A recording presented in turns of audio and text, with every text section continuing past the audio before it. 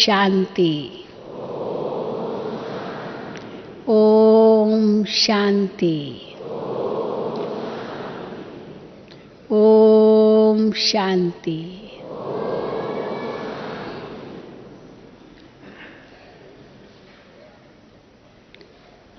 Safety का साधन शुद्ध संकल्प। हर एक व्यक्ति अपनी सेफ्टी सुरक्षा चाहता है, लेकिन किससे सेफ्टी? सबसे बड़ा डर दुनिया में क्या है? वैसे तो क्यों डर लगता है, किससे डर लगता है, उसकी बहुत लंबी लिस्ट हो सकती है। किस किस बात से डर लगता है? कई ऐसे लोग होते हैं, छोटी छोटी बात के लिए कह देंगे मुझे बहुत डर लगता है, मुझे बहुत डर लगता है। लेकिन सबसे बड़ा डर किस बात का होता है? तो भी कई उत्तर निकलेंगे, फिर भी कहने में आएगा सबसे बड़ा डर लगता है इंसान को अपनी मृत्यु का। सबसे बड़ा डर। इसलिए कई डर के मारे क्या कह देते, हाय मर जाऊंगा, हाय मर जाऊंगी, ऐसे भी कह देते हैं। हाय मुझे कुछ हो जाएगा, ये भी कहते हैं। लेकिन हाय मर न जाऊं, क्योंकि यही सबसे बड़ा भय है। और बाबा ने तो हमारा ये भय पहले लेसन से ही निकाल दिया कि नहीं? बाबा ने कैसे भय निकाल दिया हमारा मृत्यु से, मृत्यु का भय, कि तुम तो अजर अमर अविनाशी आत्मा हो। आत्मा तो कभी मरती नहीं है। तो कभी अभी हम कहेंगे, हमारे मुख से कभी निकलेगा हाय मर न जाऊं, हाय मर न जाऊं, कई बार निकलता है। हाय मैं तो मर गई, ये भी ऐसे कह देते हैं ना। कईयों को ये आदत होती है, हाय मर गई, ये तो मुझे मार डालेगा, यहाँ तक भी कह देते हैं। ये तो मुझे जिंदा नहीं छोड़ेगा। या दूसरे को भी धमकाने लिए इंसान कह देता है, तो मैं इसको छोड़ूंगा नहीं, इसको मार डालूंगा, ऐसे भी। क्योंकि यही सबसे बड़ा भय माना जाता है। और बाबा ने हम बच्चों का ये भय सबसे पहले निकाल दिया। भले दुनिया में कहते हैं आत्मा तो अजर अमर अविनाशी है, जलती नहीं, कटती नहीं, डूबती नहीं, सूखती नहीं, गीली होती नहीं। यानी प्रकृति के स्पर्श से आत्मा, जो प्रकृति जो कुछ करती है, अग्नि जलाएगी, जल गीला करेगा, हवा सुखाएगी, लेकिन आत्मा इनके स्पर्श से कुछ भी परिवर्तित नहीं होती है, क्योंकि वो अजर अमर अविनाशी है। तो जैसे हमें बाबा ने यह निश्चय कराया कि तुम तो एक अजर अमर अविनाशी आत्मा हो, और केवल निश्चय ही नहीं कराया, साथ साथ अभ्यास भी कराते रहते हैं। हर रोज मुरली में बच्चों को यही कहते, बच्चे अपने को आत्मा समझो, आत्मा समझ मुझे याद करो, देही अभिमानी बनो, देही अभिमानी बनो। ये देही अभिमानी स्थिति ही जो आदि का लेसन है, वही अंत का भी लेसन होगा, वही अंत में भी काम आएगा। क्योंकि आत्मा को जब देह से न्यारा होना होगा, अंत की घड़ी आएगी, नष्टो मोहा स्मृति स्वरूप की स्थिति बननी होगी। तो सबसे पहले तो यही होगी स्थिति की देही अभिमानी बन आत्मा देह से न्यारी हो जाए। इसलिए ये पहला लेसन सो अंतिम लेसन है ही है, और उसी का ही सारा अभ्यास है। योग भी उसी के आधार पर ही लगाते हैं। जब तक हम अपने आप को देही अभिमानी नहीं बनाते, तब तक बाबा की याद भी नहीं रहेगी। इसीलिए कहते हैं अपने आप को आत्मा समझ मुझे याद करो, यही राजयोग है। तो वो तो समझ गए और उसका अभ्यास भी हम कर रहे हैं। तो मृत्यु से तो हमें डर नहीं है। है किसी को डर? किसी को डर हो तो हाथ उठाए, तो यहीं खत्म हो जाए। हाँ, नहीं है ना? अरे वाह, सारे बहादुर हैं, फिर तो बहुत अच्छी बात है। सारे बहादुर हैं तो अपने लिए ही ताली बजाओ, हम बहादुर हैं। हाँ? कि मृत्यु से डर नहीं है और कभी भी मुख से ऐसा शब्द निकलेगा भी नहीं, न खुद के लिए न किसी और के लिए, क्योंकि न हम मरते हैं न हम किसी को मार भी सकते हैं, क्योंकि जो हम कर्म करेंगे वो कर्म तो हमारा पीछा करेगा ही, इस जन्म में नहीं तो अगले, नहीं तो उसके आगे कहीं ना कहीं उसका फल तो मिलेगा ही। तो इसीलिए कर्म से तो कोई छूट ही नहीं सकता है, भले किसी को मार भी डालें या हमको भी कोई मार डाले, लेकिन कर्म से तो कोई छूट नहीं सकता। इसलिए वो भय तो हमारा समाप्त हो गया है। लेकिन जो आज विषय है कि सेफ्टी का साधन शुद्ध संकल्प, तो कोई कहेगा सेफ्टी का साधन माना हम क्या मरने से डर रहे हैं? जो बार बार सेफ्टी की बात कहते हैं, सुरक्षा की बात कर रहे हैं हम। कोई कहे ना बस हमको तो कोई डर नहीं, आओ मारो, गोली चलाओ, हमको कोई डर नहीं है। तो मृत्यु का डर नहीं है, लेकिन सेफ्टी तो रखेंगे ना। हर प्रकार की सेफ्टी चाहिए, क्योंकि अंत के समय पर ऐसे ऐसे विघ्न आएंगे, ऐसी ऐसी बातें आएंगी जो आत्मा की स्थिति को डावाडोल कर सकती है।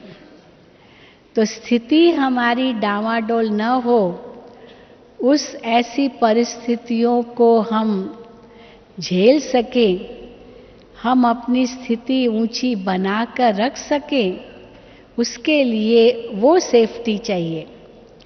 सेफ्टी का मतलब ये नहीं है कि हमको डर नहीं है। इसीलिए हाँ, सेफ्टी का मतलब है कि डर है और इसलिए सेफ्टी चाहते हैं, वो डर की बात नहीं है। लेकिन सेफ्टी है अंदर की स्थिति की। चाहे कैसी भी परिस्थिति मेरे सामने आए, उसमें भी मेरी आंतरिक स्थिति सेफ रहे।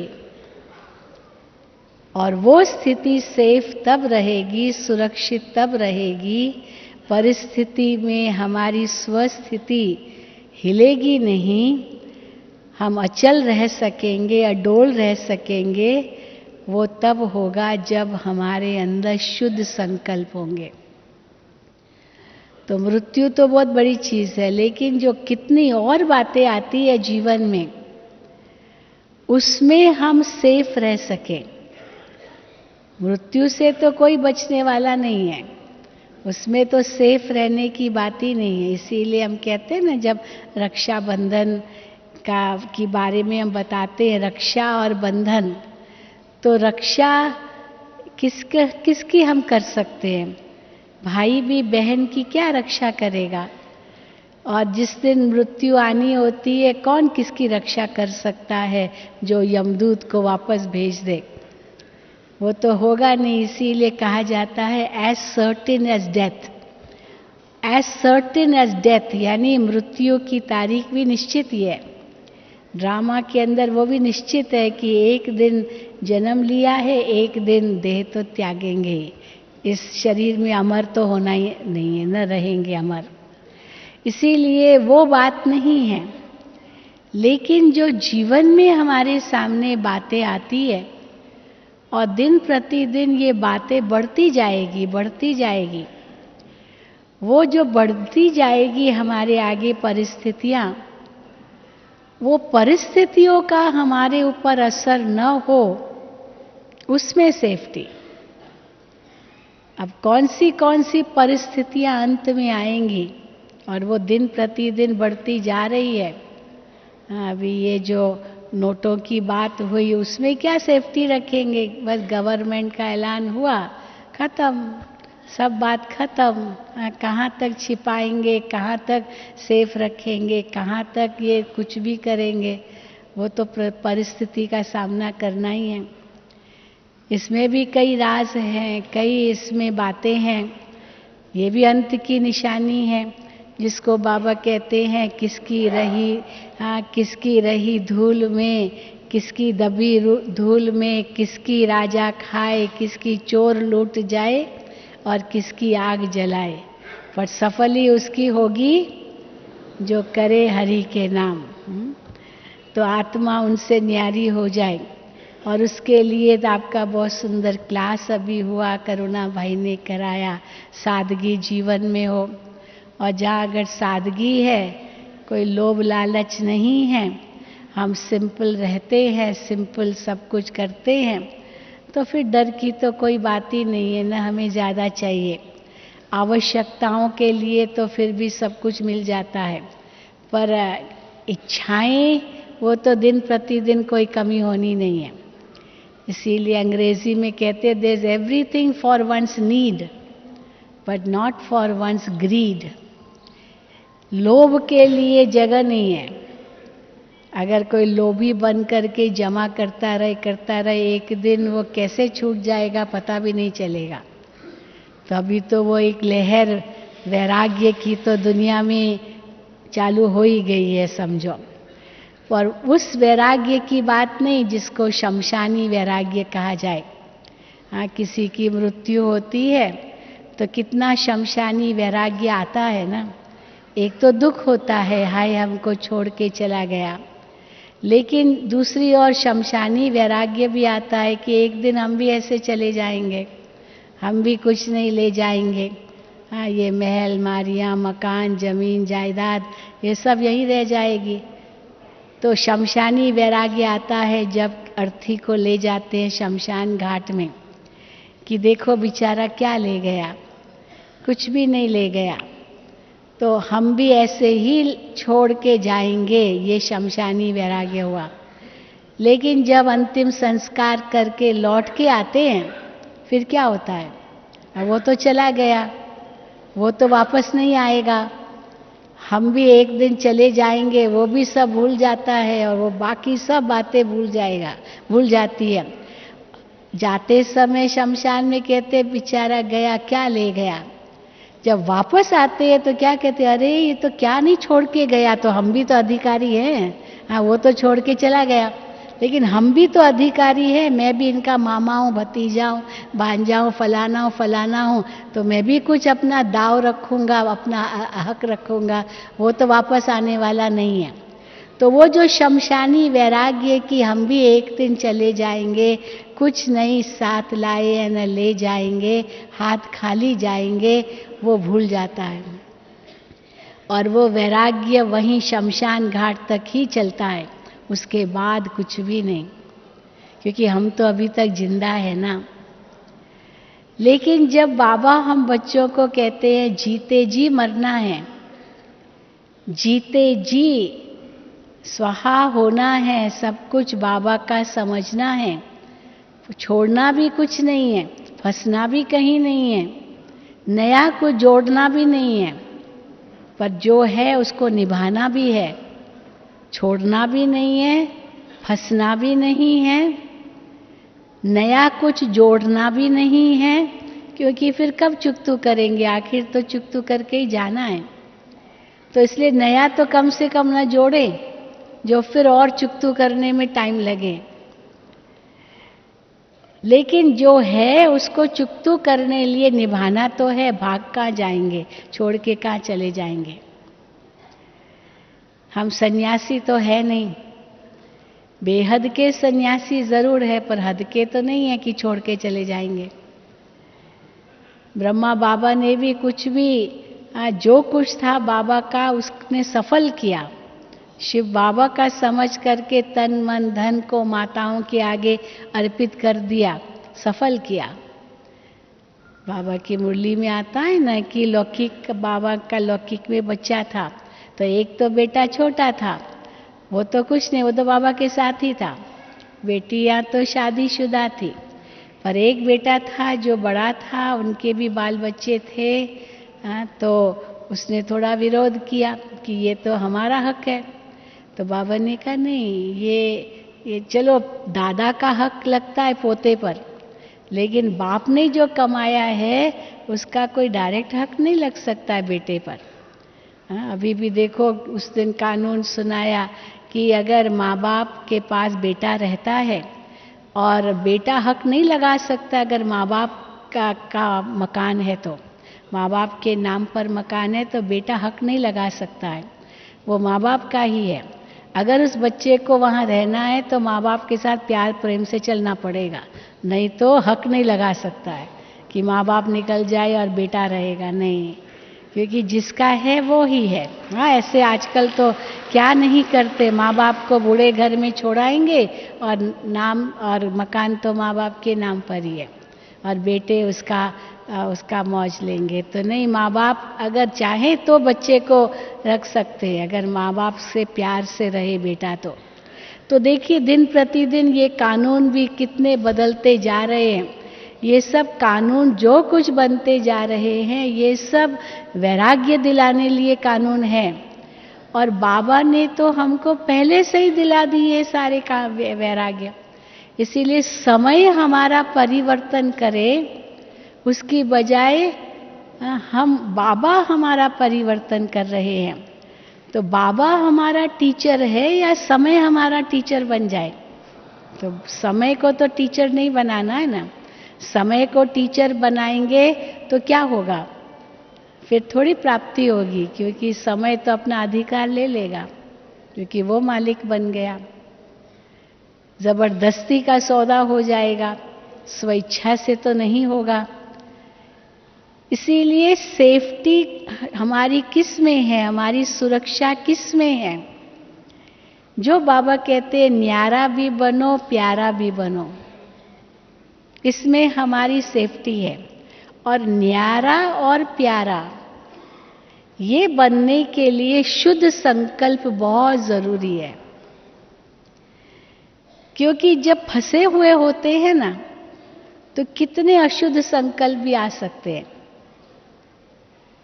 शुद्ध संकल्प के साथ भी बहुत प्रकार के संकल्प हैं, और अशुद्ध संकल्प के साथ भी बहुत प्रकार के संकल्प हैं।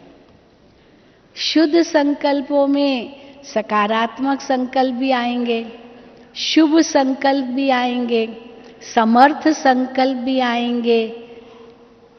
शक्तिशाली संकल्प, समर्थ संकल्प, ये शुद्ध संकल्पों में ही गिने जाते हैं। सकारात्मक संकल्प भी शुद्ध संकल्पों में गिने जाते हैं। पर उसका जो अपोजिट है अशुद्ध संकल्प, उसमें सारे विकार आ जाते हैं। और बाबा ने तो हम बच्चों को इन विकारों पर जीत पाने के लिए ही सारी युक्तियां बताई है। सबसे पहला कदम देही अभिमानी स्थिति है। देही अभिमानी स्थिति ही सभी शुद्ध संकल्पों की जड़ है। जैसे देह अभिमान सभी अशुद्ध संकल्पों की जड़ है, विकारी संकल्पों की जड़ है, वैसे शुद्ध संकल्पों की जड़ है देही अभिमानी स्थिति। और जैसे ये देही अभिमानी स्थिति में एक आत्मा हूं, शिव बाबा की संतान हूं, जिसको दादी जानकी रोज पहला पाठ यही पढ़ाती है, मैं कौन मेरा कौन, मैं आत्मा मेरा बाबा। ये अगर पाठ हर वक्त हमें पक्का है तो सदा ही हर आत्मा के प्रति शुद्ध संकल्प भी होंगे, शुभ संकल्प भी होंगे, समर्थ संकल्प भी होंगे, शुभ भावना शुभ कामना होगी सबके प्रति। अपने प्रति भी, अपने प्रति भी बहुत जरूरी है।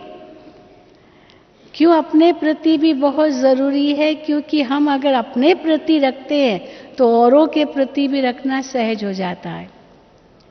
कई ऐसे लोग होते हैं जो औरों के प्रति तो अच्छी भावना रखने का लक्ष्य रखते हैं, लेकिन खुद के प्रति अच्छी भावना नहीं है।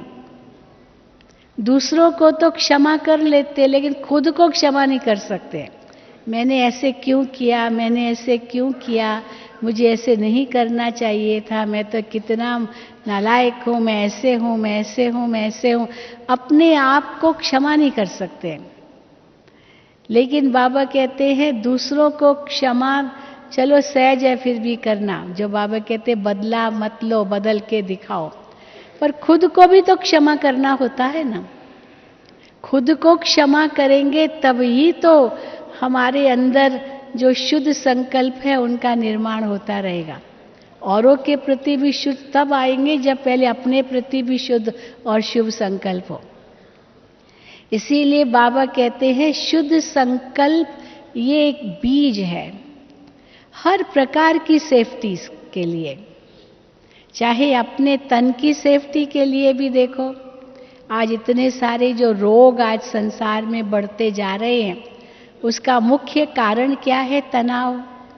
80% शरीर के रोगों का जो कारण है वो तनाव है, चिंता, भय।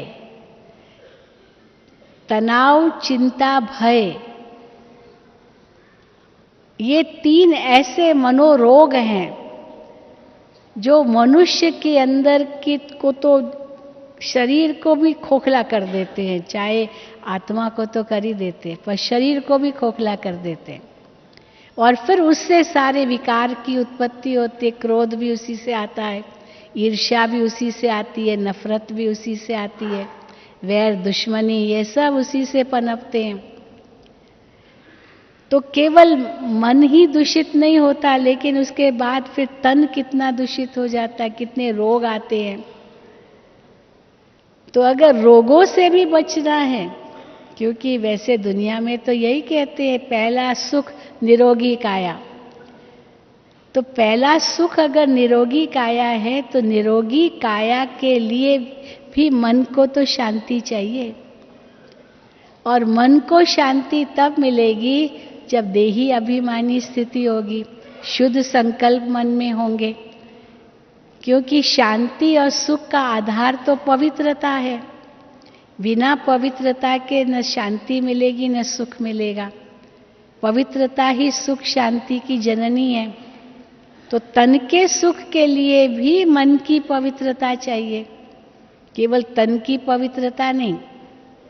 कई कहते हैं ना भाई स्वच्छ आहार हो, स्वच्छ वातावरण हो, स्वच्छ हो तो तन की पवित्रता होगी, बीमारियां नहीं आएगी। लेकिन उसका आधार फिर मन की पवित्रता है। तो मन की शुद्धि सभी बातों की जड़ है।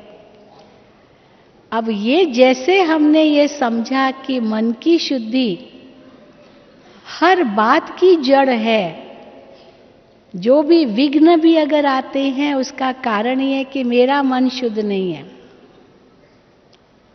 अगर कोई समस्या आती है इसका कारण कि मेरे अंदर वो समर्थता नहीं है जो मैं उस विघ्न का सामना कर सकूं, इसीलिए मैं उसको विघ्न समझती हूँ। वास्तव में विघ्न तो कोई चीज है ही नहीं, कुछ भी नहीं है। विघ्न क्या होता है?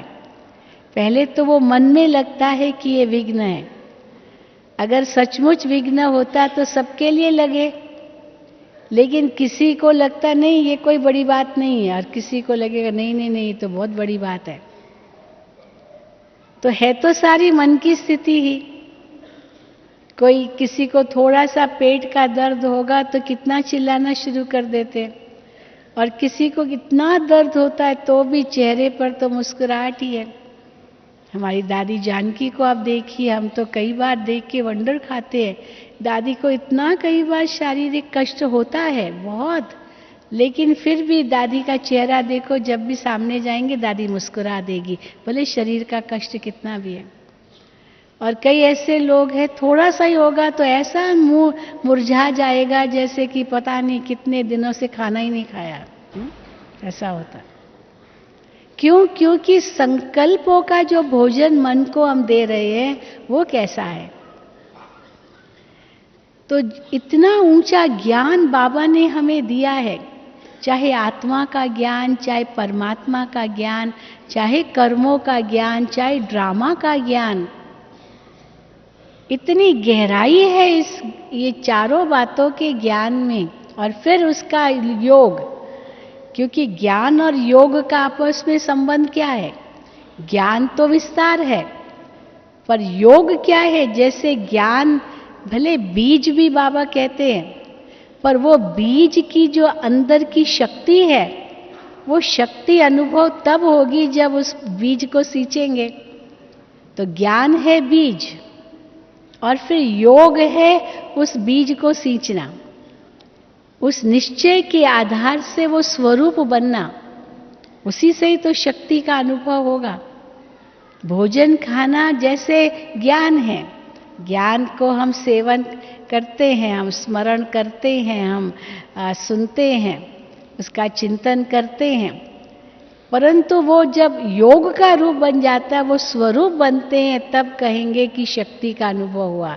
जैसे भोजन वो ब्लड बना, खून बना,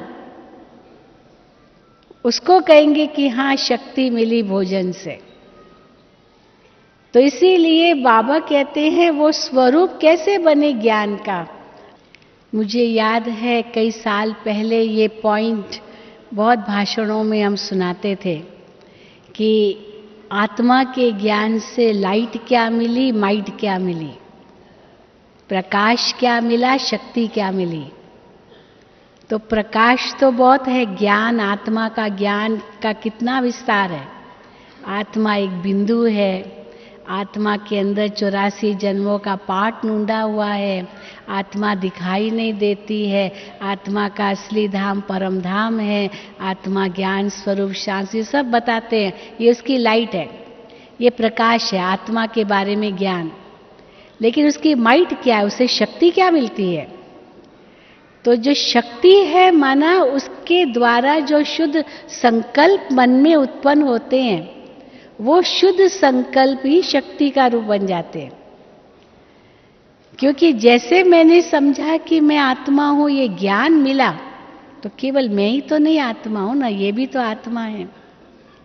जैसे मैं शांत स्वरूप हूं, ये भी तो शांत स्वरूप है। मैं प्रेम स्वरूप हूं, तो ये भी तो प्रेम स्वरूप है। या इसका ऑपोजिट भी है, मैं उसको प्रेम स्वरूप देखूं और मैं खुद को नफरत स्वरूप देखूं, तो भी तो शक्ति तो नहीं मिलेगी। तो वो भी प्रेम स्वरूप है, मैं भी प्रेम स्वरूप हूं। और जैसे मैंने ये संकल्प किया, ये शुद्ध संकल्प किया, जो उसके प्रति थोड़ी नफरत या वैर या कुछ ईर्ष्या, वो 1 सेकंड में खत्म हो जाए, क्योंकि शक्ति मिलेगी। तो जैसे ही ये शुद्ध संकल्प हमने किया, या शुभ संकल्प भी किया, जिसको बाबा कहते हैं, हाँ, शुभ भावना रखी, ये शुभ संकल्प किया कि ये बेचारा अच्छा हो जाए, ये भी आगे बढ़े, इसका भी उद्धार हो, इसका भी कल्याण हो, सब आगे बढ़े, सबका कल्याण हो।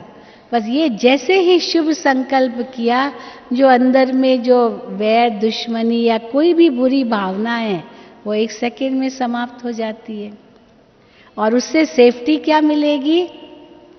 जो थोड़ी बहुत जो अनबन अगर होगी भी ना, वो अनबन खत्म हो जाएगी। इसीलिए बाबा हमेशा कहते हैं कि किसी को भी अपना दुश्मन मत बनाओ। दुश्मन बनाना माना वो कब क्या कर देगा आपको कुछ पता नहीं चलेगा। सबको अपना सच्चा मित्र बनाओ, चाहे कोई कैसा भी है, उसको भी अपना मित्र बनाओ, अपना साथी बनाओ, अपना सहयोगी बनाओ। कभी भी किसी से दुश्मनी मत रखो, कभी भी नहीं। भले थोड़ा झुकना पड़े, हर्जा नहीं, लेकिन किसी से दुश्मनी मोल मत लो। कोई ऐसी बात हो गई, चलो माफी मांग लो, बात खत्म। दादी जानकी, बड़ी दादी जी हमें खास कहते थे, हारमनी क्या है? पहले हारमनी कॉन्फ्रेंस होती थी, यूनिवर्सल हारमनी कॉन्फ्रेंस। पहले यूनिवर्सल पीस कॉन्फ्रेंस हुई, फिर यूनिवर्सल हारमनी कॉन्फ्रेंस हुई, जिसके आधार पर हारमनी हॉल ज्ञान सरोवर का तैयार हुआ। तो दादी कहती थी, हारमनी माना हार मानी झगड़ा टूटा। हार मानी, चलो तुम जीते हम हारे, क्या फर्क पड़ता है। हार मानी झगड़ा टूटा, हो गई हारमनी। कितना सहज है इस हारमोनी को समझना। दुनिया में तो क्या क्या डेफिनेशन निकाल देंगे, कैसे एकता हो, अनेकता में एकता कैसे लाएं, फिर कहेंगे ये तो हो ही नहीं सकता है, इतने धर्म, इतनी जाति, इतनी भाषाएं, इतने प्रांत, इतने देश, क्या क्या नहीं है संसार में, कहाँ से एकता होगी, एक सब मिल करके एक कैसे होंगे, वर्ण वर्ण की काठी हो गई है। लेकिन बाबा के जब बच्चे बने, हम सब वर्ण वर्ण की काठी एक एक पेड़ में आ गए। वर्ण वर्ण की काठी माना इतने अलग अलग पेड़, अब सब सारे पेड़ की लकड़ियां एक पेड़ थोड़ी बन सकती है। लेकिन जब बाबा के बच्चे बने तो देखो क्या क्या धर्म, जाति, भाषा क्या नहीं है संसार में, वो सब एक ईश्वरीय परिवार बन गया। सतयुग में सब एक ही ईश्वरीय परिवार होगा। कैसे एक हो गए? इस एकता का आधार क्या रहा? हम सब आत्माएं हैं, एक शिव बाबा के बच्चे हैं, बस यही ईश्वरीय परिवार है।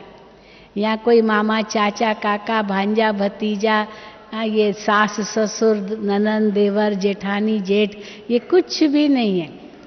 जब शुरू में यज्ञ में बहनें समर्पित हुई तो परिवार के परिवार समर्पित हुए, लेकिन उस परिवार के परिवार भी कभी आपस में वो भासना नहीं आने दी कि ये कोई पति पत्नी भी है या माँ बेटी भी है। मम्मा का मिसाल देते हैं कि सब मम्मा को मम्मा कहने लगे, बाबा भी मम्मा कहते थे। हालांकि मम्मा तो बाबा की बेटी थी, अलौकिक बेटी, लेकिन सबके मुंह से भी मम्मा निकले तो पहले बाबा ने शुरू किया, ये आप सबकी मम्मा हैं, माँ है, अलौकिक माँ। तो बाबा ही मम्मा कहने लगे, तो सारे मम्मा कहने लगे उनको। हालांकि उनसे बड़ी उम्र की बहुत बहनें थी, लेकिन वो बड़ी बहनें भी क्योंकि बाबा कहते थे तो ज़रूर वो भी कहेंगी। लेकिन बाबा की जो मम्मा की जो माँ थी, वो माँ भी अपने बेटी को मम्मा कहने लगी। आप सोचो, हाँ, माँ भी अपने बेटी को, क्योंकि सबकी मम्मा हो गई, सबकी माँ हो गई, हाँ? तो इसीलिए ये कितना बड़ा परिवर्तन आया, पूरी दृष्टि बदल गई। मानो दृष्टि बदल गई तो सृष्टि बदल गई। कहाँ गए सब लौकिक संबंध, सब भूल गए। इसीलिए उसका आधार क्या था? वो आत्मिक स्थिति, वो आत्मिक दृष्टि। तभी बाबा कहते हैं सच्ची सेफ्टी जो अंत में हम बच्चों की होगी ना, वो इसी आधार पर होगी। अगर हम कोई भी मेरे सामने परिस्थिति आए, चाहे वो व्यक्ति आए, चाहे वो दुश्मन के रूप में भी आए, पर वो अगर मैं उस आत्मिक स्थिति में होंगी और वो भी उसको भी मैं उस आत्मिक स्थिति में देखूंगी, उसको तो मेरे से साक्षात्कार हो जाएगा। वो मुझे हड्डी मांस का व्यक्ति नहीं देखेगा, वो तो फरिश्ता रूप में मुझे देखेगा। और फरिश्ता रूप में देखेगा, लाइट देखेगा, वो क्या कर सकेगा? बाबा ने एक बार बहुत सुंदर बात कही थी कि आपके अंदर जो प्यूरिटी की शक्ति है, वो प्यूरिटी की शक्ति इतना काम करेगी, इतना काम करेगी, जो किसी को आपके प्रति बुरी दृष्टि जा ही नहीं सकेगी। इतनी आपकी प्यूरिटी की शक्ति काम करेगी। कोई अगर सोचे भी ना, कोई आपके ऊपर कोई बुरी दृष्टि रखना चाहे भी ना, तो भी नहीं रख सकेगा। इतनी आपकी सेफ्टी हो जाएगी। जैसे कि आपके ऊपर वो पवित्रता का कवच आ जाएगा, प्रकाश का, लाइट का कवच आ जाएगा, जो आपको कोई हाथ भी नहीं लगा सकेगा। इतना अनुभव होगा। एक बहन मुझे अपना अनुभव सुना रही थी कि अभी ज्ञान में वो कुछ साल से चली थी, लेकिन पति उसका ज्ञान में नहीं चलता था, तो बहुत विघ्न डालता था, बहुत परेशान करता था। लेकिन वो इतनी पक्की थी, जो बात मत पूछो, का मर जाऊंगी लेकिन मैं अपनी पवित्रता का जो मैंने व्रत लिया है वो नहीं तोड़ूंगी। अब वो उसका जो पति था वो भी देवी का भक्त था। तो जब नवरात्रि आई तो उसने तो देवी की पूजा शुरू कर दी, देवियों की पूजा करता रहा है। तो देवियों की पूजा में तो वो ब्रह्मचर्य का पालन करते हैं, क्योंकि नवरात्रि में व्रत भी रखते हैं, बहुत कुछ करते हैं। अब वो अपना कर रहा था और ये बाबा को याद कर रही थी, और इतनी शक्ति इसने जमा की, इतनी शक्ति बन गई, बस यही कहे मैं तो शेरनी शक्ति हूँ, मैं तो काली हूँ, मैं तो दुर्गा हूँ, मैं तो अम्बा हूँ। ये खुद को के, और वो तो उसका पूजन कर रहा है जड़ मूर्तियों का। पति जड़ मूर्तियों का पूजन कर रहा है, ये अपने अंदर वो शक्ति भर रही है।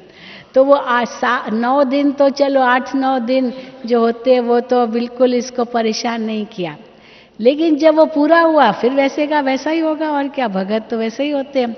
अब उस समय तब तक तो इसने अपने अंदर इतनी शक्ति भर ली थी, और जैसे ही पति उसके सामने आया तो अपनी पत्नी से दुर्गा का साक्षात्कार हो गया। आप देखो, दुर्गा का साक्षात्कार हो गया, और वो ऐसा साक्षात्कार हुआ दुर्गा का, शेरनी शक्ति, शेर पर सवारी, और वो तो डर गया उससे। कहा अरे ये तो शिव शक्ति है। और इतना उसके बाद पिघल गया, इतना पिघल गया, क्योंकि शक्तियों की पूजा तो उसने की थी, और ये अपने अंदर शक्ति भरती गई उसकी युगल। उसके बाद इतना पिघल गया जो उसके पांव पड़ने लगा कि सचमुच तुम तो माँ हो, दुर्गा अम्बा हो। ऐसे उसके हाथ जोड़ने लगा, इतनी भावना जागृत हो गई। अब वो किस आधार पर हुई? उसके शुद्ध संकल्पों के आधार पर। ये नहीं कि ये तो मेरा पति ऐसा है, देखो व्रत रखता है और क्या उसको पता क्या होता है पवित्रता। ये कोई नेगेटिव सोच नहीं किया उसने अपने प्रति शुद्ध संकल्प किए। मैं कौन हूं? मैं वो शिव शक्ति हूं, मैं वो अम्बा हूं, मैं वो दुर्गा हूं। और कैसे उसको वो देखती थी और ये सोचती थी नहीं, ये भी शुद्ध आत्मा है, ये भी शुद्ध आत्मा है, ये भी शुद्ध आत्मा है, क्योंकि उस समय तो वो शुद्धि पालन कर ही रहा था। तो उसी शुद्ध स्वरूप से उसको देखा, और सचमुच जब वो तो अपना खाली नियम पूर्वक कर रहा था, कोई शक्ति थोड़ी भर रहा था अपने अंदर। और फिर जब उस पूरा हुआ तो इसकी शक्ति उसको अनुभव हुई, और जब वो अनुभव हुई तो जो उसकी भक्ति थी, वास्तव में उसकी भक्ति का उसको फल मिला। दोनों बातें कह सकते हैं, जो भक्ति की वो शुद्ध संकल्प जो किए उसका उसको फल मिला, और इसने जो शुद्ध संकल्प किए इसका फल क्या मिला, जो उसको शक्ति का रूप दिखाई दिया पति को। तो देखो ये शुद्ध संकल्पों की कितनी बड़ी कमाल है। यही तो सेफ्टी का साधन है, यही सेफ्टी का साधन है। तो शुद्ध संकल्प हम कैसे करें जो हमारे आगे जो परिस्थितियां आए वो परिस्थितियां बदल जाएगी। एक और मिसाल मैं आपको दे सकती हूँ। एक बहन आई तो कोई उनको लेकर आया, कहा कि आप ना इनको ये शिविर में आए थे तो मेडिटेशन ये सीखना चाहते हैं। तो आई थी, शिविर अटेंड किया, तो एक दिन मेरे से मिलाया तो मुझे कहा, जिसने जो उनको लेकर आया था, कहा कि बहन जी ये बहुत दुखी है, आप इनसे ज़रा मिलो और थोड़ा इनको समझाओ। तो मैं मिली उनसे और उनसे पूछा कि आखिर भाई क्यों इतनी दुखी हो, क्या बात है, क्यों इतना टेंशन है? कहती क्या बताऊं बहन जी, मेरा जो बेटा है ना बहुत नालायक हो गया है, अब सारी उसकी ग्लानि करने लगी।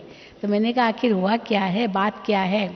तो क्या वो बुरी संगत में फंस गया है, शराब पीता है, ये खाता है, ड्रग्स लेता है, पता नहीं, इतना हम उसको कहते हैं वो मानता नहीं है, हमारा भी नाम बदनाम करा, बहुत कुछ कहा अपने बेटे के बारे में। और क्या उस बताती गई, और फिर साथ में ये भी कहती है मरता भी नहीं है, मर जाए तो अच्छा हो, या मर जाए तो अच्छा होगा। तो मैंने मर जाए मर जाए मर जाए कहने लगी, न जाने कितनी बार का, 5-10 मिनट के अंदर। तो मैंने कहा पहले मुझे ये बताओ कि आप सचमुच चाहती हो वो मर जाए, सचमुच चाहती हो? तो कहते नहीं नहीं नहीं नहीं नहीं, नहीं। आप अगर सचमुच नहीं चाहती हो मर जाए तो कहती क्यों हो? कहती है क्या करूं बहन जी, बहुत दुखी कर दिया उसने, बहुत तंग करता है, बहुत दुख दिया है, बहुत। फिर मर जाए, फिर कहती मर जाए, यानी दिमाग उसका कैसा हो गया जो समझ में नहीं आ रहा था, उसको ही नहीं समझ में नहीं आ रहा था मैं बोल क्या रही हूं। तो मैंने कहा देखो भाई, पहली बात मैं आपकी बात समझ गई, लेकिन पहले मुझे बताओ कि अगर आप नहीं चाहती हो कि वो मर जाए, कहती नहीं बहन जी कैसे मर जाए, मैंने तो इतनी मान्यता मानी, इतना मैंने व्रत किया, बेटा हो बेटा हो बेटा, और बेटा हुआ तो देखो ये दिन देखने पड़े। फिर बोलने लगे मर जाए। तो मैंने उसको कहा देखो भाई माता जी, आप पहले ये बोलना बंद करो। देखो आप ही इतना बोल रही हो, आप चाहती भी तो नहीं हो, तो आप बोलती क्यों हो? आप ये बोलना बंद करो। ये बोलना बंद कर सकती हो? अब बोलना बंद तब करे जब पहले सोचना बंद करे, क्योंकि जो मन में सोच होगा वही तो बोल में निकलेगा।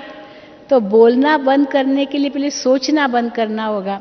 तो मैंने कहा आप चाहती नहीं हो, फिर सोचती क्यों हो, फिर बोलती क्यों हो?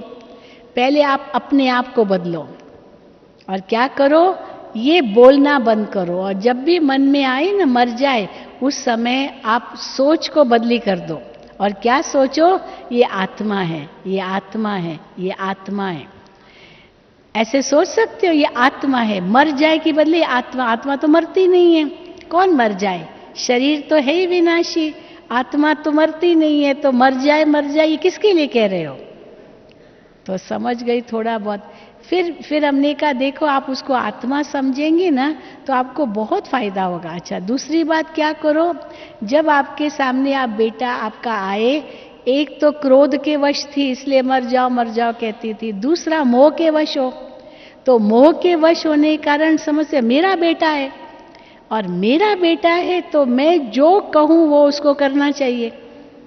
मैंने जन्म दिया है, मैंने इतना बड़ा किया है, मैंने इसके लिए क्या नहीं किया, मैंने किया, मैं, फिर मैं भी, और मेरा बेटा मैं और मेरा, इसी में ही उसकी बुद्धि जा रही थी।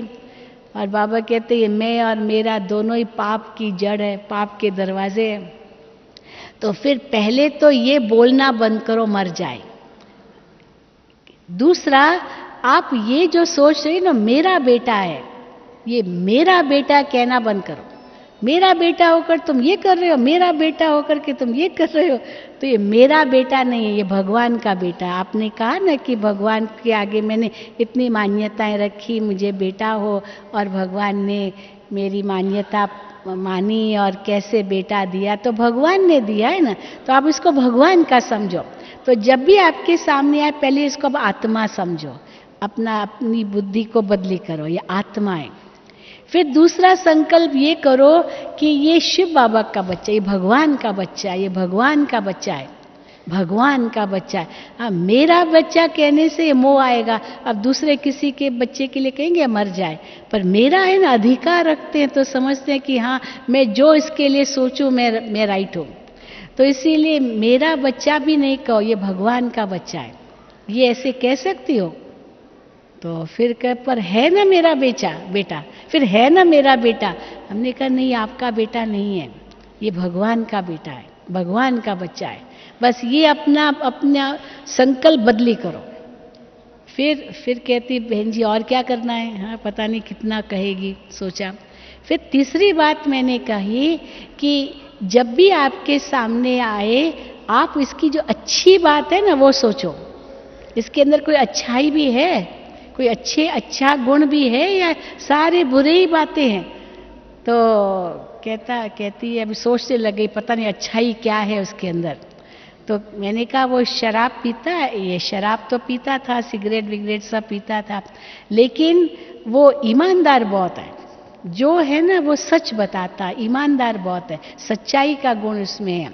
तो हमने कहा ठीक है यही आप सोचो अंदर कि मेरे बेटे के अंदर बहुत सच्चाई है। हाँ ये भगवान का बेटा है, ये आत्मा है, ये बहुत सच्चा है, ये बहुत सच्चा है, क्योंकि सच तो बताता था ना इसको, इसीलिए वो सच सुन करके वो और करते, नहीं बताते उसको क्या पता चलेगा। तो ये भगवान का बच्चा है और ये सच्चा बच्चा है, ये सच्चा है। तो उसके प्रति जो आपके अंदर जो बुरी भावना है ना वो खत्म हो जाएगी, क्योंकि आप इनके गुणों का चिंतन करेंगे। गुण भी तो बहुत है, भगवान का बच्चा है, भगवान सर्व गुणों का सागर है, तो बच्चा तो उनका गुण का स्वरूप तो होगा ही, कुछ तो होगा इसमें। तो इसके गुण का चिंतन करो। और चौथी बात ये करो कि आप उस समय इनको देखकर भगवान को कहो, शिव बाबा, हे भगवान, ये जो प्रॉब्लम है ना, समस्या है, अब ये आपको हल करनी है। इसको बदलने की जो प्रॉब्लम है, समस्या, वो आपको हल करनी है। अपनी समस्या भगवान को दे दो। बाबा भी तो कहते हैं मुझे यूज करो, मुझे यूज करो। तो कैसे बाबा को हम यूज करेंगे? वो प्रॉब्लम बाबा को दे दो, बाबा आप संभालो। आप अपने अधिकार में क्यों रखते हो कि ये समस्या का हल मैं ही करूंगी? जरूरी नहीं है कि आपको ही करना है, बाबा को भी कुछ काम दो, बाबा को यूज करो। भगवान आपके सेवा में उपस्थित हुआ है, और कैसे उनसे सेवा लेंगे? अपनी समस्या बाबा को दे दो, चिंता मत करो, भगवान इसको ठीक कर देगा, आपको मैं विश्वास दिलाती हूँ। तो 4 बातें करो। एक तो मर जाओ ये मुख से बंद करो। दूसरी बात है कि इसको आप मेरा बेटा नहीं समझे, भगवान का बेटा समझो। तीसरी बात, उसके प्रति जो अच्छी बात है उसके अंदर, वो बात का चिंतन करो। ये सब शुद्ध संकल्पों के अंदर आएगा। और चौथी बात, वो प्रॉब्लम जो आपके सामने है वो ईश्वर को दे दो। और फिर 3 मास के बाद मुझे लिखना कि क्या रिजल्ट हुए। आप ये करके देखो, और साथ साथ मेडिटेशन करो। तो ये करो। और सचमुच 3 महीने के बाद उसने मुझे ईमेल किया कि बहन जी वो तो बदल गया है, वो तो बदल गया है। तो अभी कहानी पूरी नहीं हुई है, वो तो बदल गया है। तो फिर मैंने उसको लिखा कि अच्छा, अब आप उसको मधुबन में ले आओ, तो हम उनसे मिलेंगे, यानी कैसे परिवर्तन किया उसने मैं पूछूंगी। तो जब उसको लेकर के आई तो मैंने उनसे पूछा कि आपके अंदर ऐसी आदतें थी, ये थी, वो थी, इतना था, आप बदल कैसे गए? तो कहा मेरी माँ बदल गई ना।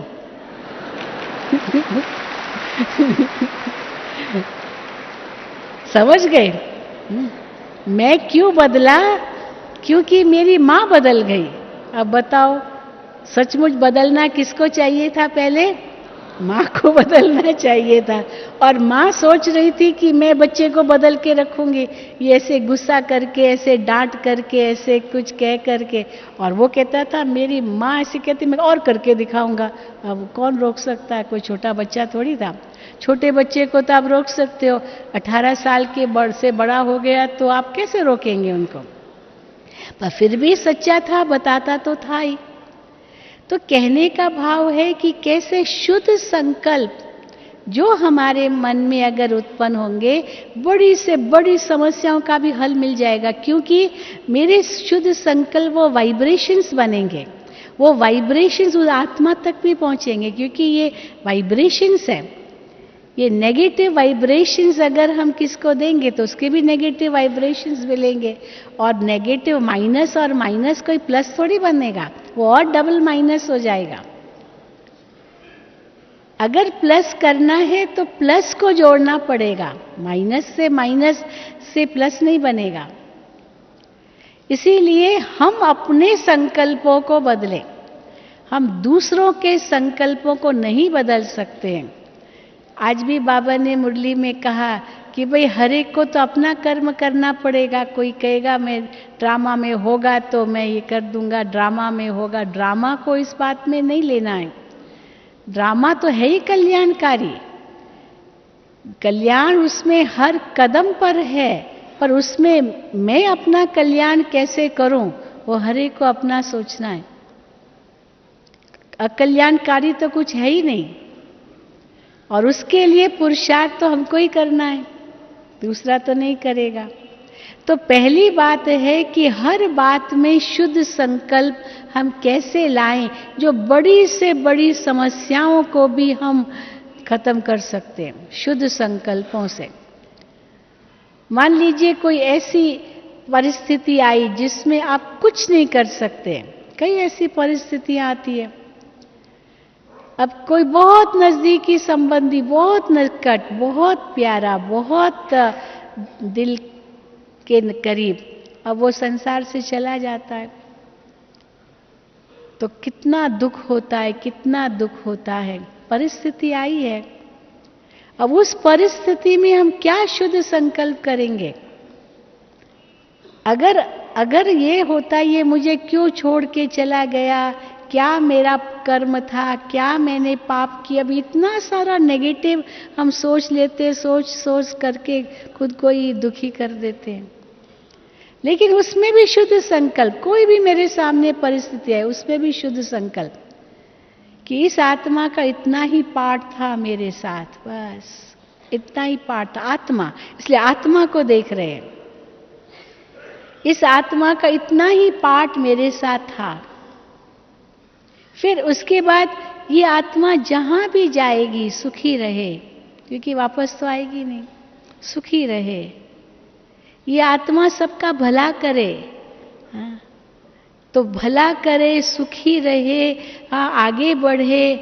ये तो मेरा स्वार्थ था, जो मैं समझ रही थी ये तो मेरा है, मेरे पास ही रहे, ये तो बड़ा स्वार्थ है।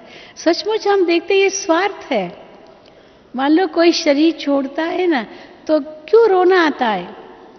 क्योंकि सबसे पहले ये मन में आता है, हाय अभी मेरा क्या होगा, मेरा क्या होगा। ये स्वार्थ नहीं है, मेरा क्या होगा।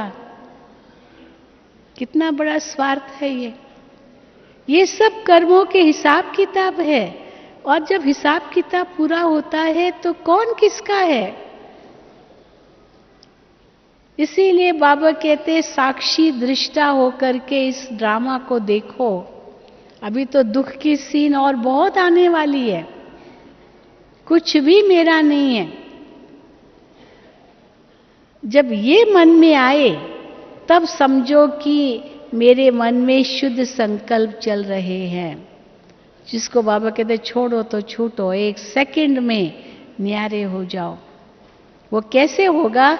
जब शुद्ध संकल्प मन में होंगे। अगर अशुद्ध संकल्प है तो पकड़ के रखने का लक्ष्य होगा, पकड़ो कैसे मेरा रहे, छोड़ो तो छूटो। ये हिसाब किताब पूरा हुआ। तो हिसाब किताब पूरा हुआ, ये भी एक बहुत बड़ा शुद्ध संकल्प है, क्योंकि मैं आत्मा हल्की हो गई, हल्की होकर ही जाना है। बोझ खत्म करना है।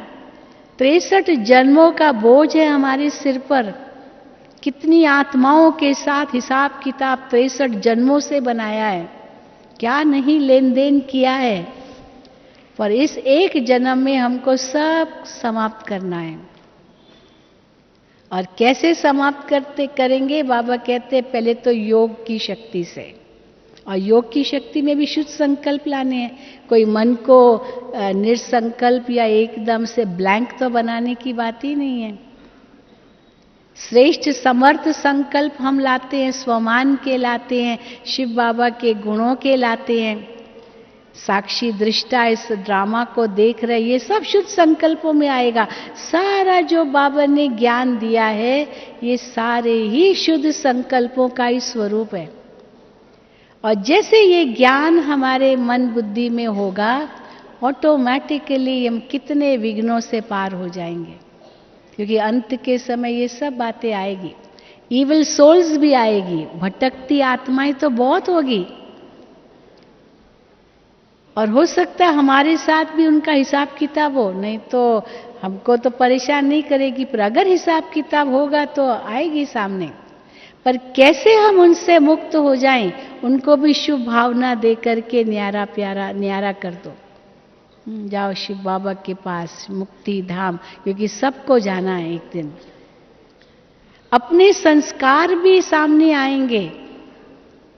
अपने संस्कारों को भी बदलने के लिए शुद्ध संकल्प ही चाहिए। क्योंकि नेगेटिव लाएंगे तो नेगेटिव को काट नहीं सकता। नेगेटिव को काटने के लिए पॉजिटिव ही चाहिए। और वो पॉजिटिव संकल्प जो शुद्ध संकल्प है, उनसे हम अनेक विघ्नों को पार कर सकेंगे और हाई जंप दे सकेंगे। और ऐसे कई बार लगेगा वो सूली समान बात आई पर कांटे के रूप में ही लगी और खत्म हो गई बस। क्योंकि इतनी शक्तिशाली स्थिति थी हमारी। इसीलिए तो बाबा कहते हैं कि आपको ऊपर जाना होगा, नीचे रह करके लड़ो नहीं।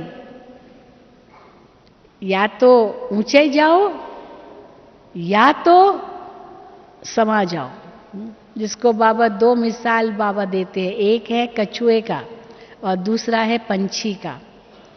कछुआ क्या करता है, जब देखता है कोई सामने विघ्न आया, कुछ बात आई, अपने हाथ पैर सिर अंदर कर लेता है, पत्थर जैसा बन जाता है, बिल्कुल घंटों घंटों वहीं रहता है वो एक जगह पर, आगे बढ़ता ही नहीं है कोई ऐसी बात सामने है तो बाबा कहते कछुए समान न्यारे बन जाओ।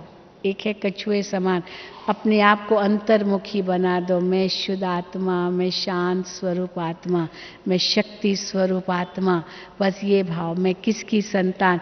तो वो जो बात आएगी ना, वो आपके अंदर वो शक्ति इतनी जमा होगी, वो बात आपको लगेगी नहीं कि कोई बात हुई भी। और दूसरा बाबा कहते पक्षी बन जाओ, उड़ जाओ, छोड़ो तो छूटो, न्यारे हो जाओ। कोई सामने कोई बिल्ली आई, पक्षी उड़ गया, अब बिल्ली थोड़ी ऊपर जाएगी। तो कैसे हम उड़ेंगे? बस चले जाओ बाबा के पास, बाबा मैं आपके पास आ गया, और देखो बाबा करेगा सब कुछ। बाबा की गोद में समा जाओ, न्यारे हो जाओ। हाँ, जैसे छोटा बच्चा होता है ना, तो छोटा बच्चा क्या करता है, देखता है कुछ ऐसे आता है उसको मारने, दौड़ करके माँ की गोद में चला जाता है। माँ की गोद में आ गया, सुरक्षित हो गया। पिता की गोद में आ गया, सुरक्षित हो गया, डर खत्म हो गया। तो मैं भी बाबा की गोद में हूँ, माँ की गोद में हूँ, बाबा का हाथ मेरे सिर पर है, छत्र छाया मेरे सिर पर है, मैं बाबा के संग हूं। जिसको बाबा कई बार कहते कंबाइंड स्वरूप हो जाओ, बाबा मैं अकेला नहीं, बाबा आप मेरे साथ हैं। ये मेरे हाथ अकेले नहीं, हजारों हाथ भगवान के मेरे साथ चल रहे हो, ये कार्य निर्विघ्न हो जाएगा। तो ये सारे शुद्ध संकल्प हम जैसे जैसे मन में करते जाएंगे, हमारे आगे वो बातें सब खत्म होती जाएगी। हमने देखा है कि जो आधे से ज्यादा जो समस्याएं हैं ना, चाहे परिवारों में समस्याएं, चाहे कोई भी और प्रकार की समस्याएं, हमारे बोल के कारण होती है। बोल, हमारे बोल कैसे हैं, क्योंकि झगड़ा उसी पर, तुमने मुझे ऐसे क्यों कहा, पर तुमने भी तो मुझे ऐसे कहा, बस हो गया झगड़ा। तुम अगर ऐसे नहीं कहती तो मैं भी, तू मैं ही चालू हो जाता है।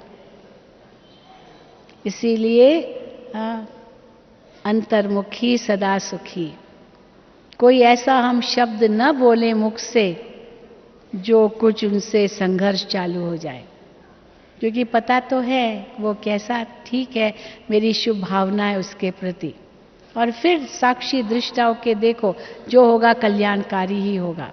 कम से कम मेरा कोई पाप कर्म तो नहीं बना, क्योंकि अभी समय है पाप कर्मों से मुक्त होने का। 63 जन्मों का भी पापों को खत्म करना है, और 21 जन्मों की कमाई भी करनी है। 84 जन्मों का पूरा हिसाब अभी यही हमको समझना है। 63 जन्मों का पाप का खाता खत्म करना है, और 21 जन्मों के लिए कमाई करनी है। तो घाटा भी खत्म करना है और इतनी बचत भी लानी है, तो कितनी कमाई करनी पड़ेगी। और वो कमाई ऐसी है जो उसमें वजन नहीं है, कोई वजन नहीं है, ट्रैवल लाइट। वो कैसी कमाई है, आजकल तो कहते हैं ना ट्रैवल लाइट, बोझ उठा के मत चलो, न शरीर का बोझ, न मन का बोझ, न स्थूल रूप में आप बोझ, हल्के बनो। वजन देखते हैं, फ्लाइट में जाते हैं तो वजन देखते हैं, 15 किलो से ज्यादा नहीं, हाथ में 7 किलो से ज्यादा नहीं। तो ये वजन, तो मन का भी वजन कितना हल्का होना चाहिए। तो हैंडबैग, 3 चीजें ले जाते हैं हम, तो कई बार ये मिसाल देते, 3 चीजें होती है। एक हैंडबैग होता है, हैंडबैग माना हैंडी चीजें जो बार बार हमें चाहिए, वो अपनी पर्स में रखते हैं, पैसा है या दवाइयाँ है या जो कुछ है, पानी है, मतलब अपने पास रखते हैं। सदा ही कभी भी खोलो उसको यूज़ करो, वो चीज़ बार बार चाहिए, वो हैंड बैग में रखेंगे। दूसरा होता है छोटी कैरी बैग, जो कैरी बैग माना ये हैंड लगेज, जो ऊपर लॉकर में रखते हैं, फ्लाइट में जाते हैं या ट्रेन में भी जाते हैं, नीचे रखते हैं, वो हमारे साथ है। और तीसरा होता है बड़ी सूटकेस, वो चेक इन कर देते हैं। वो चेक इन कर देना माना फ्लाइट में भेज देते हैं, फिर वो जब पहुंचेंगी ना अपने गंतव्य पर, वहाँ हमको मिलेगी। रास्ते में हम उसको खोल नहीं सकते। रास्ते में केवल हैंडबैग है और वो छोटी 7 किलो से ज़्यादा वज़न नहीं, तब प्लेन में चढ़ सकेंगे। तो बाबा कहते हैं ये 3 चीज़ें तुम्हारी है, पर इनको लाइट रखो। कैसे लाइट रखो? हैंडबैग कौन सी है? हाँ, छोटा सूटकेस हैंड लगेज कौन सा है? और चेक इन लगेज जो बड़ा सूटकेस वो कौन सा है? ये 3 चीज़ें जो मेरे साथ जाएगी आत्मा के साथ। तो है जो हैंड पर्स है हमारा मन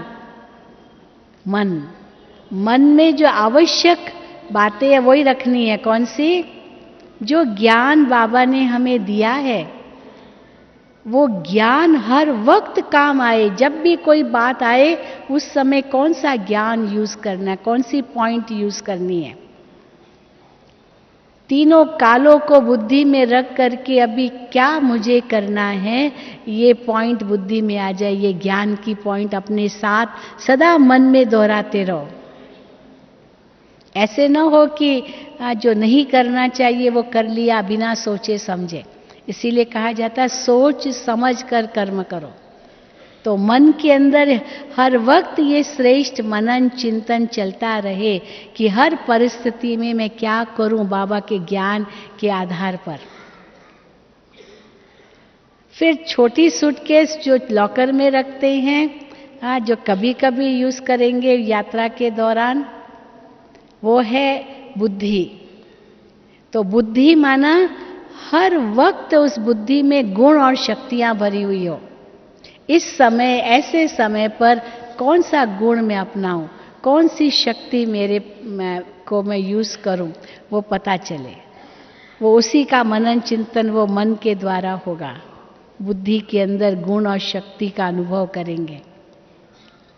और फिर जो बड़ी सूटकेस है जो गंतव्य पर मिलेगी, जो डेस्टिनेशन पर मिलेगी, जहां जाना है, वो है हमारे श्रेष्ठ कर्म। श्रेष्ठ कर्मों का सोचना नहीं है मैंने इसके लिए इतना किया, इसने मेरे लिए कुछ भी नहीं किया।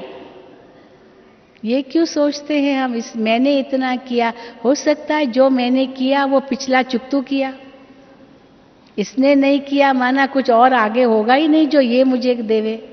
पहला वाला मैंने दिया माना चुकतू किया जो पहले उसने दिया होगा।